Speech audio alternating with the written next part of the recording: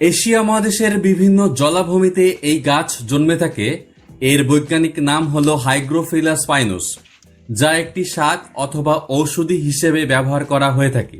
এই উদ্ভিদে আছে অসংখ্য মাইক্রোনিউট্রিয়েন্ট এবং অ্যান্টিব্যাকটেরিয়াল উপাদান, যা লিভার ভালো রাখে, কিডনির পাথর গলিয়ে দেয়, অ্যানিমিয়া বা রক্তাল্পতা প্রতিরোধ করে, শারীরিক শক্তি বৃদ্ধি করে এবং জননতন্ত্র সুগঠিত করে। এই গাছটি হলো আমাদের সবার পরিচিত একটি গাছ, যার নাম হলো কুলেখাড়া। কুলেখাড়া শব্দটি এসেছে কোকিলাসা শব্দ থেকে, যার অর্থ হলো কোকিলের মতো চক্ষু। এই উদ্ভিদের পাতা ও ফুলে আছে এমন কিছু ঔষধি গুণ যা স্বাস্থ্য রক্ষার কাজে আসে।